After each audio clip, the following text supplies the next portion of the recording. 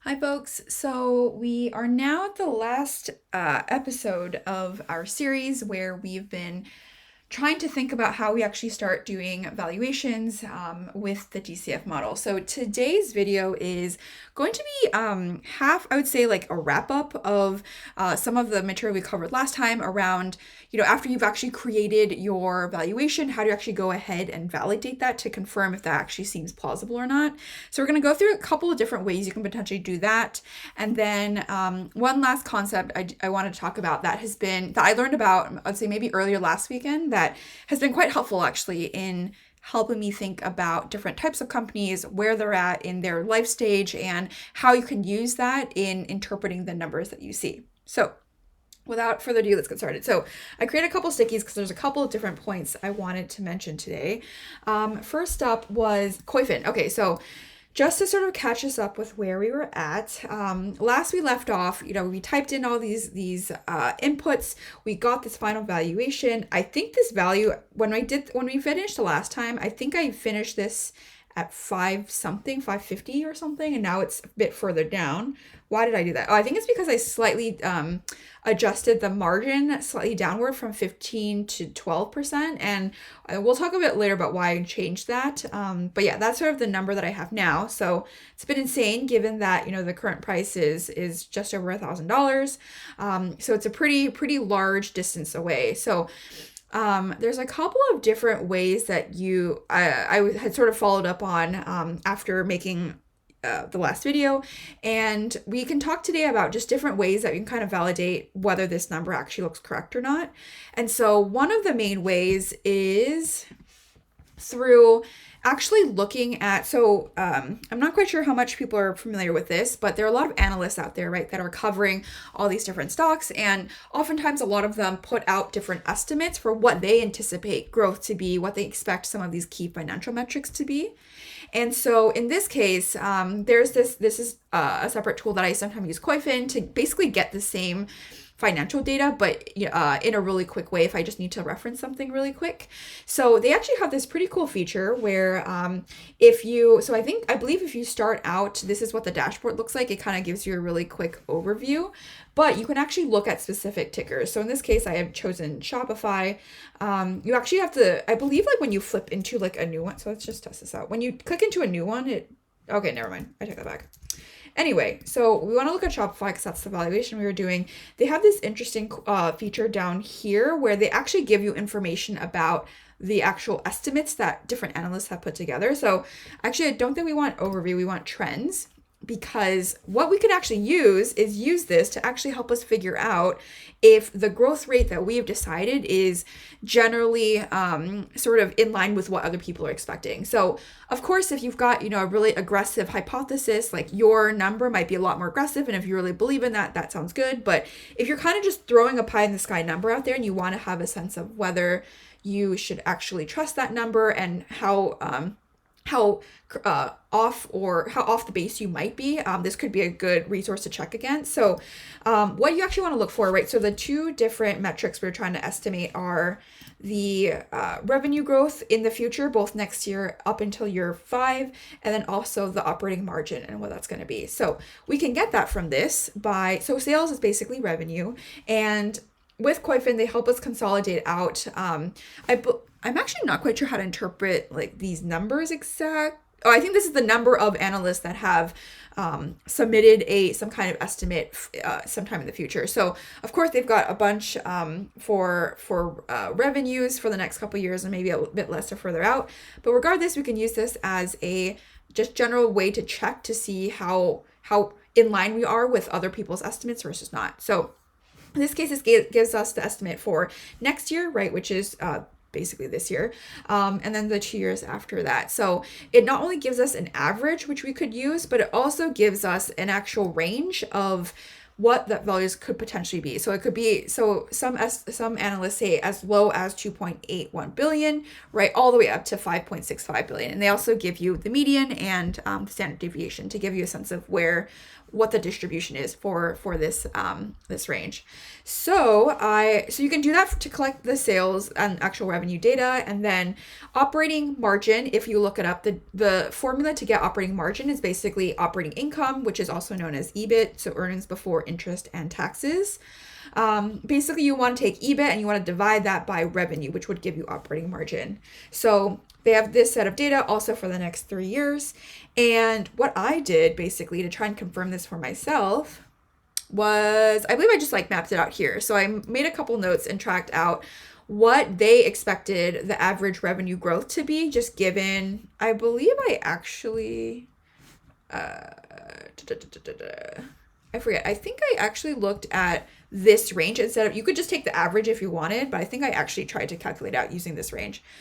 So anyway, I calculated what that revenue growth was going to be. I calculated what the operating margin was going to be. And I also calculate the range, right? Given this as the low end and given this as the high end, I try to calculate what the actual range of growth rates would look like, just to get a sense of what that would be. So I did that for both revenue growth, and then I also did that for operating margins. And then this item up here was just a note for myself to remember what I had put, right? So I think initially I had said 70% for next year, and then 50% the years after that, which generally look sort of in line. I guess you could say that the 70% is a bit high.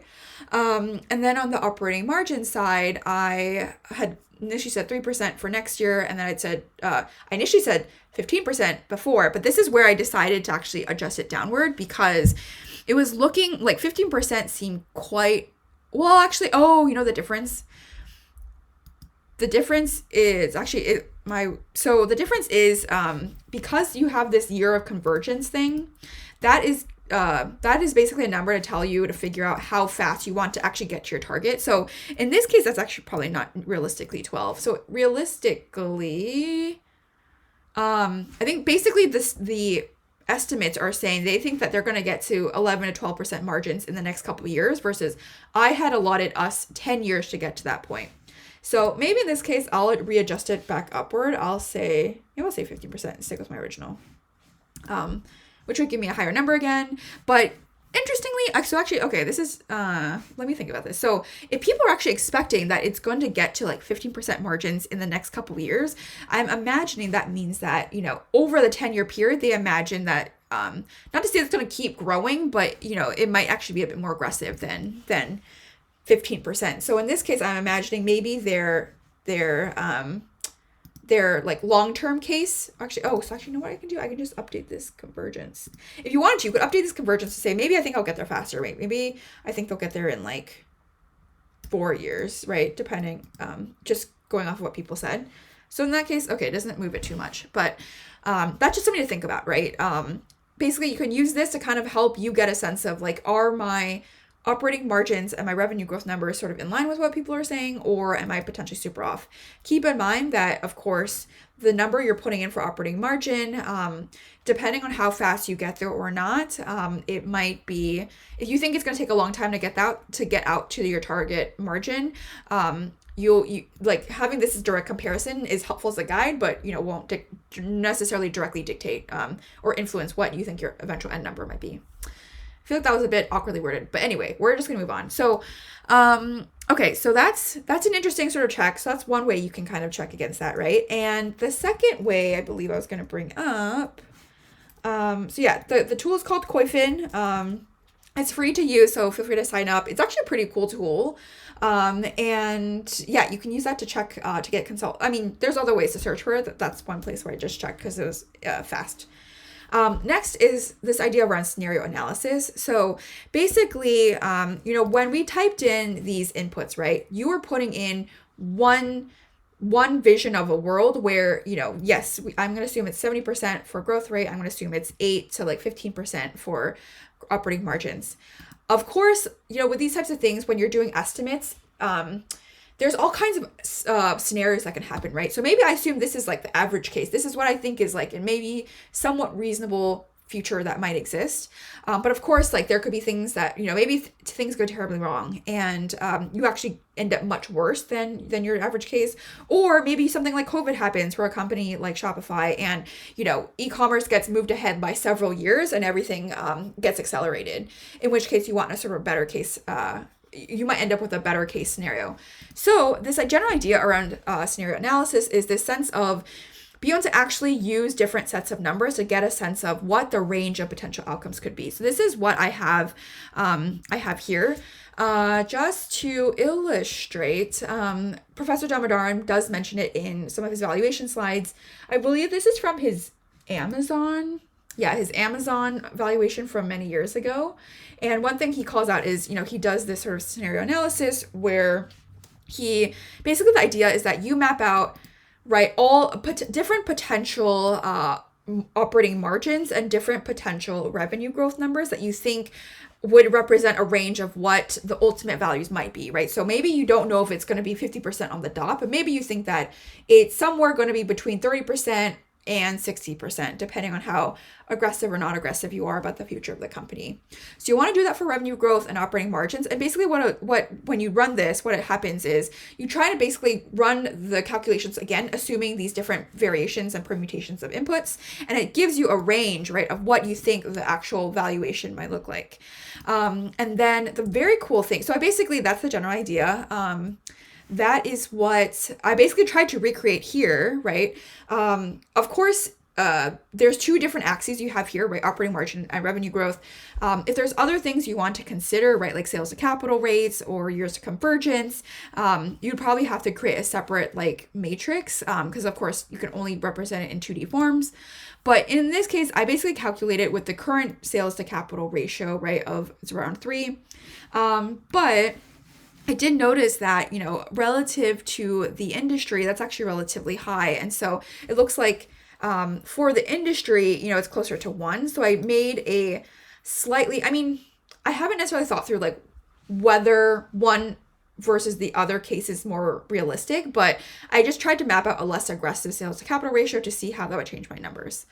So with that said, basically you just run through the same analysis, right? And you basically plug in these alternate numbers, you plug in what the eventual like price would be given those numbers, and that gives you a range. And the very cool thing I think that obviously you can get from this is so initially, right, you get a number from given the rates that you think it will be, right? But by doing this, you can also map back and kind of see, especially in this case where maybe we think it's overvalued, we can look at it in the reverse way where we can actually look at what the price looks like right now, and we actually map it to figure out, okay, where's a price that's sort of similar to what my current price looks like, and basically this can tell you, right, what are the actual inputs that people are implicitly assuming, right, that the company is going to happen given the valuation that it is at. I feel like that was a bit awkwardly worded, but basically what I'm saying is going through this very specific example, right? I estimated that I think that, this company is worth, actually, I don't know if I want to be that aggressive. Let's just go with 10 as per the, oh shit, I don't want to do that. 10. Let's say I'm going to 10. So I think it's worth $560. It's currently, of course, now trading at just over 1,000. So what you can do is when you look at the actual numbers, you see, okay, this generally seems to be where I am on this matrix. And you can basically work backward and say, okay, so I assumed that, I think that it's going to be at 60 to 70% growth rate. And I think it's going to be at 3 to 15% operating margin. But it's working backward, you can see, okay, clearly it seems like the market is assuming more of a world where it is going to be a 15% margin with like a 70% growth rate for like the next 5 years. And so this is where you can kind of work backward and ask yourself, right, do I think that is feasible? Do I think that is plausible? And you can use that also to help you confirm whether or not you think that valuation is justified. So yeah, in general, just a super, super cool tool. When I was looking at this, I found this just super interesting just to be able to work backward. Just as a administrative note around how I actually calculated this. So it's a little bit involved, but basically what I did was, unfortunately, you kind of like, it's not like, ideally it would be great if we just had a formula we could punch in here, right? And it would just take in these inputs and it would just output it. But because there's so many interim steps and so many things that need to get calculated, what I ultimately did was I created this like override field right here, right? That gives me a way to punch in alternate override percent revenue growth numbers, operating growth numbers, or operating margin numbers. And what I do is, it's a bit in the weeds. I don't know if anyone cares, but basically what I did is, so this is where I normally would input it, right? All these yellow columns. And I actually created just an override that says, if I have a value in the other page, use that value. Otherwise, use my default values. And then on top of that, so that helps you. So that means that you could do everything from one page, right? You could say, okay, if like I'm trying to fill this out, if I think revenue growth is going to be 30, I will punch in 30. And if I think operating margin is going to be 5 to fill out the first one, then it would give me 78 or 55. And you would just take this number and you would copy it over here. Of course, me being me, I'm like not about that manual work life. So I think it's this script. So of course I had to create a Google Sheet just to actually populate those numbers. So I have a script that basically allows me to input what are all the different values, and given those values, it'll actually go ahead and do everything for me. So it'll go through and figure out, it'll help me punch in, these two numbers into here. It'll take this value, it'll punch it in here, and it'll just fill out this whole matrix. So yeah, I couldn't figure out a way to do this more automatically because I couldn't I feel like the formula to actually calculate this in one box would be probably insane. So this is my sort of interim solution. Anyway, okay, so that's scenario analysis. Very cool tool to help you better understand not only your current valuation, but actually decode the existing valuation that's out there in the market. Okay, next, industry and competitor comparisons. Okay, so as we mentioned, right, one thing that Professor Damodaran mentions is, okay, you get these like final terminal values. Here, let me just get rid of these because these numbers are quite slow. So what you can do, there's alternate ways. There are different ways that you can also sanity check this by looking at industry data, looking at competitor data. So like, for example, like an alternate way, instead of thinking about working sort of from the bottom up and thinking about a revenue growth number, what you could do is actually say, okay, maybe I want to work top down, right? And maybe I want to say, given the industry, right, that Shopify is in, which is e-commerce, right? How big is that size of that industry right now? I think I looked up, I don't think I have the link here, but I do have the link here. So I was looking at this link that said, okay, the e-commerce market is valued at around $9 trillion. It is expected to grow at an annual growth rate of around 14%. For the next 7 years. So what you can do, did I calculate it? Oh, I did calculate it. Okay. So what you can do is work top down, right? Which is to say, maybe, you'd say, okay, in 7 years, assuming that this CAGR is true, right? The growth rate is 14%. The industry size would be $35 trillion. And so what you can say is, okay, maybe making an intelligent guess. I think that Shopify is going to have X percent of the market, right? Another way you can do that is, I don't think I saved the link for this actually this time. So one thing I did is also I tried to get a sense of what is the current breakdown of Shopify's market share, right, in the existing sort of landscape of like e-commerce platforms and tools. And so it looks like right now it's around 20%. And what you could do is you could use this and try and extrapolate out, right? Okay, so it's 20% now. Maybe I think that in a really bull case, like it is going to be, I don't know, like 35, 40%. I don't know how to be aggressive with these things. Let's just say 35% of the market. So what you could do is you could say, okay, I think in maybe 7 years, it will, continue to grow. It will be X amount of the market. What you can do to actually just compare and just validate your revenue size is say, okay, if the size of the market is 35 trillion, right? 35.8 was it? Yeah, 35.8. You can multiply that times my market, how much I think market sizing it's going to be. And you could say, whoa. Yeah, okay, maybe not. So this would basically mean it'd be $12 trillion, which I don't think is realistic. So yeah, clearly there's probably some mapping you have to do to make sure that you're talking about the same units, right? But you get the general idea, right? Which is, given the size, in this case, I'm guessing the market size is probably it's probably too generous, right? And it probably includes things that I'm like, that this is probably too, and this is talking about a more specific market. But anyway, somehow you'll want to map back and figure out like what the right market share is, right? And get the right industry size number. You want to multiply one times the other and validate that against the actual revenue number you get, right? Because if you're saying that, in this case, right, if I thought that Shopify was going to take over 35% of these like e-commerce businesses, you want to validate to see if the value you get here is the same as that. So that is one way of looking at it, right? And another way to flag is, another way you can look at it is looking at competitors, right? So in this case, I think a lot of the biggest competitor that people seem to draw a comparison to for Shopify is, of course, Amazon's third-party seller marketplace. So for those that aren't familiar, we'll probably get into the next video because when I cover Amazon and do that valuation, but Amazon has a couple of different lines of business.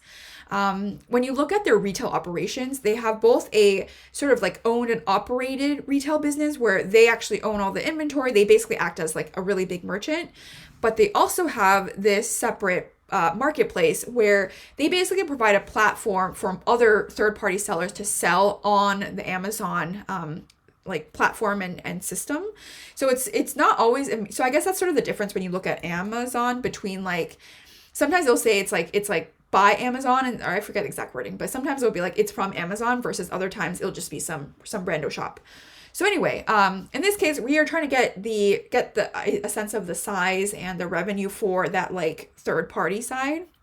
So that's the most directly applicable to Shopify. So what I did was I tried to get a sense of, okay, so in this case, because we're talking about e-commerce, GMV which stands for gross merchandise value or volume, one of those terms. It basically represents how much, like what is the total sum of all the goods and transactions that are happening on your platform. So as I think we mentioned last time, Benedict Evans put out a post that was sort of talking about some of these numbers, so I stole it from there. So these are the last year's number. I believe these are last year's numbers. So GMV of their third-party marketplace was 275 billion. Shopify's was 120 billion. That was in their 10K. And what you can do is actually start to get a sense of the revenues that come from it for both on the Amazon side and on the Shopify side, and just sort of get a sense of, in this case, you'll see. So, okay, just digging into the numbers and sort of talking through them a little bit.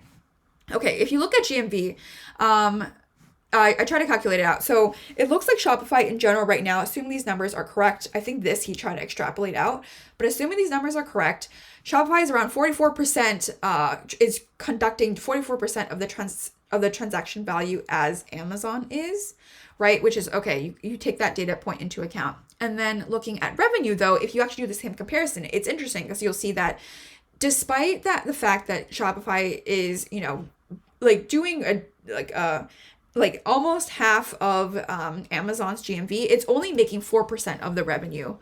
So this case it's as you dig into the details, you'll find that it's not exactly a direct comparison because the business model is slightly different. But in general, I think the methodology you want to do is if there is a similar competitor parallel business that is doing a very similar thing as your company, you want to get a sense of what their metrics sort of look like and figure out if you can use that data to actually help you validate whether your revenue numbers and stuff like that make sense, especially if, like, for example, that other company is like much further along than your company, in which case you can kind of like sort of like track their growth and kind of get a sense of how that trended over time.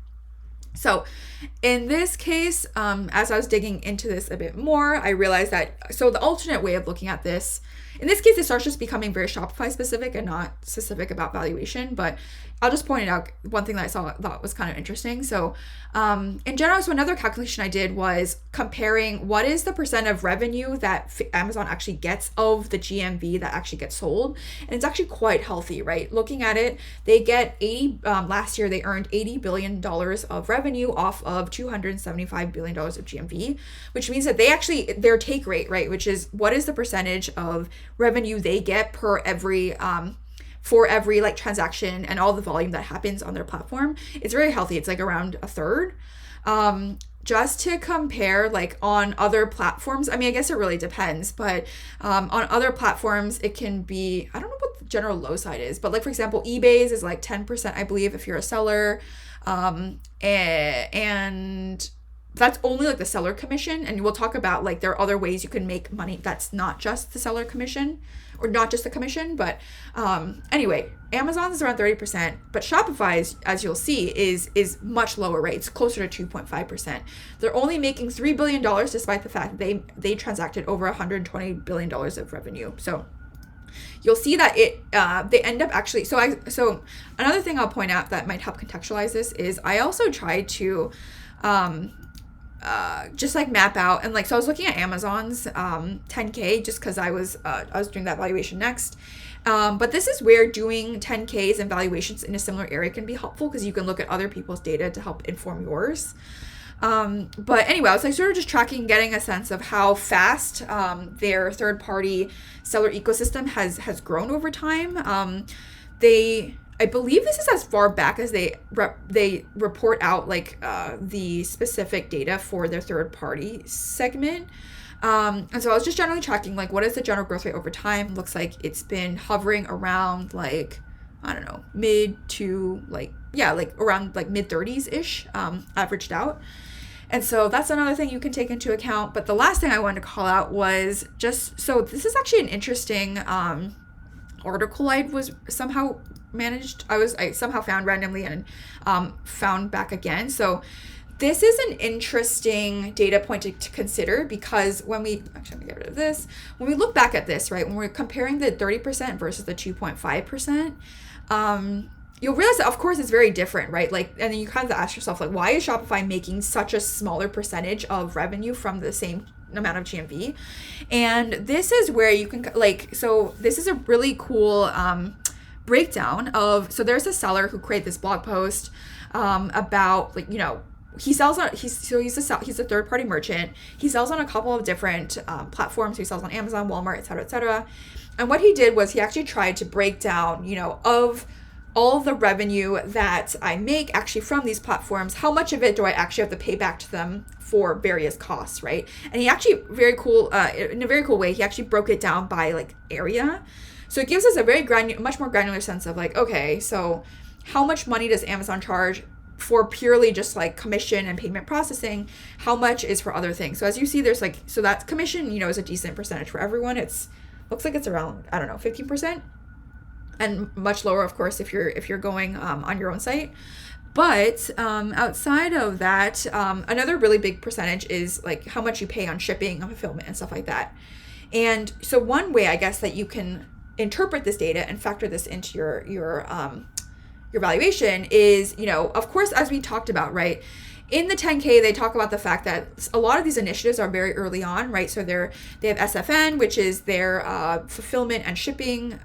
So they've got Shopify shipping. They've also got SFN, which is their fulfillment business. And some of these things are very early on, right? And so one way that you could kind of use this data is to say, okay, you know, I'm seeing that like shipping is like in a bunch of these cases, like around over like 20%, right, of the revenue that they're getting from their merchants. And so given that these are early, you know, these are very early products and they're not very well adopted and saturated yet, there's still some degree of juice, right, that we can get from revenue to increase this number and actually get a higher percentage of revenue given all the GMV that is being conducted on the platform. So very specific, I don't know, that was a bit in the weeds, very specific to Shopify, but just an example of like how you can incorporate different types of data into your process in thinking about what these numbers look like, what we think they should be, and just understanding, right, what the difference in some of these business models are. So in this case, what I'm generally gathering from this is that Amazon, of course, is a much more sophisticated operation, right? They've got, not only do they have the actual commission and payment processing, but, you know, they're also really, really deep into fulfillment. They are even making money off storage. They also have like, you know, this early advertising business. And so when you think about it, you know, you can think about, okay, when you compare Shopify to this like much more established business, right? How does Shopify kind of compare? What are the opportunities that they can still take advantage of? And how might that actually boost revenue in the long term? So that was extremely long-winded. I'm sorry. I think that's all I wanted to say about industry and competitor comparisons. Okay, so last few things on this. Of course, I have a template that I'll be posting and making available if you want to use this. For the most part, this is by and large almost the same sheet that Professor Damodaran uses on his website. I've tried to clean it up a little bit so it's a bit easier to parse. In general, I tried to also make the color coding a bit more intuitive. So in this case, it is red means that that's something you need to put in, and once you put in something there, it'll clear up. So if I put in like today is 310, it'll like turn yellow. So a little fancy feature to help you highlight and clarify what things you absolutely need to put in, and then some of the yellow things I left yellow because sometimes you would put it in, sometimes you wouldn't. So anyway, for the most part, yeah. So feel free to use this, but if you want to use another spreadsheet or one of Professor Damodaran's, feel free to, but that's available. And so that's that. Okay, and then lastly, one last tool that I wanted to talk about before we move on. So one cool tool that I just saw from I think someone who posted in r/value investing is this automatic DCF tool that a few ladies, I think, out in the UK have recently built out to help make doing DCF valuations much faster. Because, of course, as we look at it, right, like a lot of this stuff is rote, right? A lot of these things are available on the 10K. The only major things that we put in that are unique are like what we think the actual inputs are. And so they do a really cool job of, so let's say shop in this case.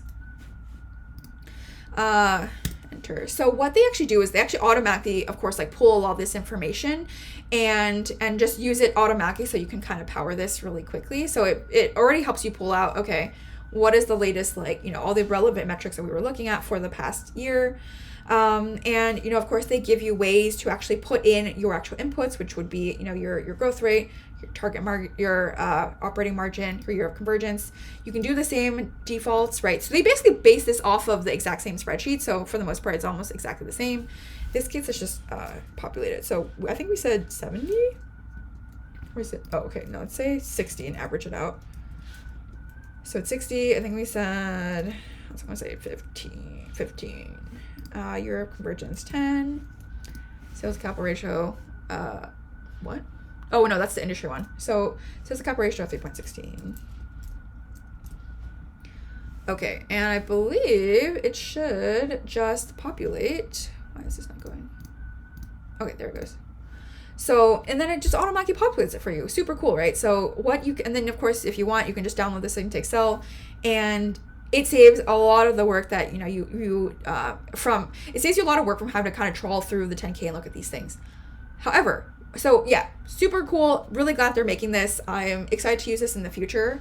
But one thing I will say that I will flag is when it comes to like the learning process, right? I'm going to put on a bit of my preachy hat for a second, but in general, I think when you think about learning something and really trying to actually like internalize something, oftentimes it is counterintuitive, but I actually feel like, especially if you're in the very beginning stages of this, even though it's more inefficient, you actually want to actually get the practice of like doing it the hard way, right? Of like, actually, okay, I'm going to go through this 10K. I'm going to like find these numbers. I'm going to punch it in, because it forces you to actually grapple with like the concepts themselves, right? You're actually forced to think about, okay, what does R&D expenses and capitalizing that mean?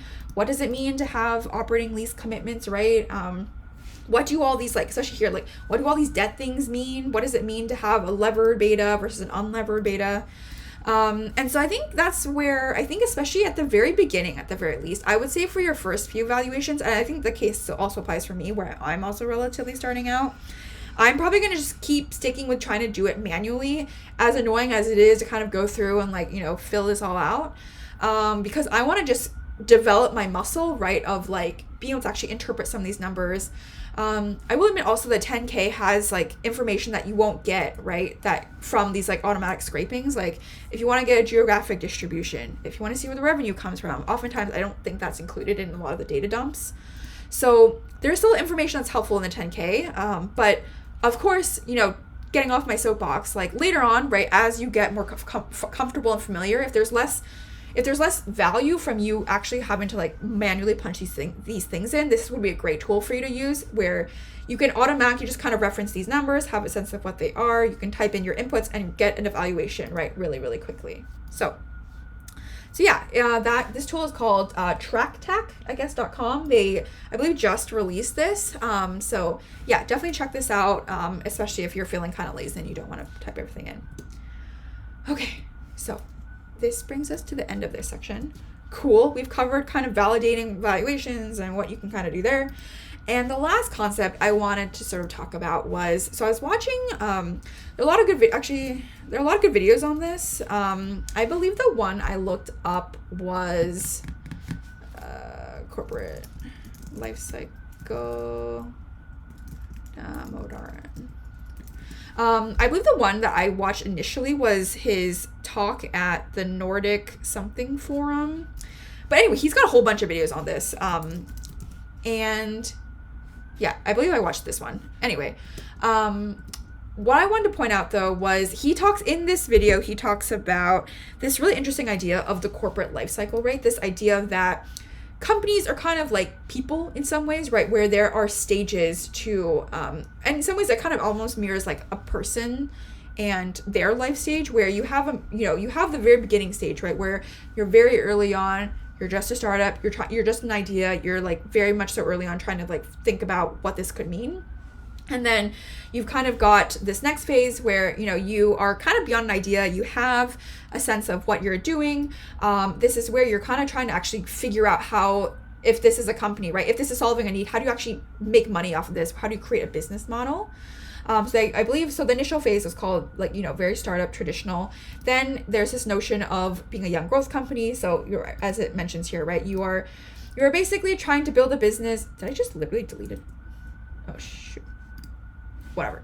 So you're basically trying to figure out what this, oh no, sorry, I just scrolled. Wow, that was dumb. Okay, so young growth. Yeah, you're basically trying to create a business model, right? And figure out how you actually start to make this profitable. And then you've got high growth where, everything is kind of in place. Like you have it everything set up. You have a business model that tends to work, and you're generally trying to just scale, right? And actually convert all of this, basically seize all the opportunity that's out there in the market. Then you've got mature growth, where for the most part, you're like very, very like, everything is generally super set. And you're basically trying to figure out how you continue to scale the company and actually start to really make a lot of money. And so, and then after that, you've got your mature stable companies, where for the most part, these are companies where the peak is probably somewhat behind them, right? But, they're probably still pretty profitable, still hanging on, and things are generally pretty stable. And then of course, there's sort of the end, right? If basically, it kind of feels like, to draw a weird metaphor, I feel like businesses are almost like sharks, where it's like, you almost have to, I guess there are places where there are companies that don't necessarily manage to grow a lot. But in general, oftentimes, right, for most companies, they assume that there is going to be some degree of growth in the future. And generally speaking, if you don't manage to kind of continue to stay relevant as your company gets older and it gets more mature, basically your revenues will start to drop off, your earnings will start to drop off. Sort of think about companies like Blockbuster, right? Where it's like you had a business, it worked really well for a certain point of time. The world starts shifting away from you. You're not able to catch up with that, and you kind of just become irrelevant, and you just ultimately end up going out of business. And the reason I bring this up is because I think, after I heard about this, I think it was a really actually helpful, the concept itself I think is not anything super novel. One cool thing that he does do in some of his future slides is he kind of talks about how being in each stage actually manifests itself as far as some of these like high level metrics we've been talking about, right? So for example, operating profits and your margins, they're going to be, potentially negative, right? And you're going to be losing a whole bunch of money at the beginning. And of course, like as you become more mature, it actually starts to become positive, and then towards the end, it starts to drop off again. And so there's similar things for things like cash flow. And in general, I think the reason why this concept to me is super valuable is if you force yourself to kind of go through the exercise, right, when you're doing a valuation or even just like looking at a company, right, just looking at and thinking about, okay, where do I think this company falls within this life cycle, right? Are they young growth? Are they high growth? Are they more mature? Because once you do that categorization and you try to put them in a bucket, it helps you contextualize their stats and their numbers much easier, right? And forces you to have a more realistic sense of what criteria you should be applying to this company, right? You should be, like, for example, if you're looking at for example, high growth company, light shop, you basically want, is it gonna work? Oh, it's so flaky. Sorry, guys. Okay, anyway, it's working. But that's basically where, if you think about, okay, I think Shopify they've clearly got a business model, right? They're making, they are generating a bunch of revenue. People are using them. But now we're kind of at the point where you're trying to figure out how you actually, get more scale. You start to figure out how you become profitable. And so you can use this framing to help you think about, okay, when I think about its operating profits, right? We're looking at, I guess operating profits would be operating income. But in general, I guess similarly, like, let's say we just look at net income, right? Which is just earnings. And you're seeing that, okay, they're still losing money, right? But I think having this framing of thinking about, okay, the fact that they're high growth and stuff like that, it helps you have more realistic expectations, because I forget, do I have my criteria? No, my criteria is on my overview sheet.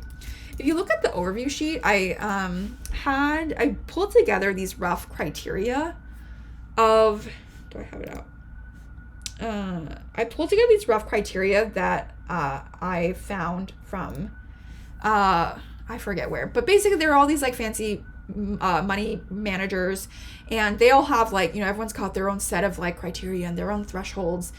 And this is basically, and I think oftentimes there's this like temptation, right, to like look at these and be like, okay, here's these automatic set of formulas I can apply to any company and it'll tell me whether it's worth investing or not.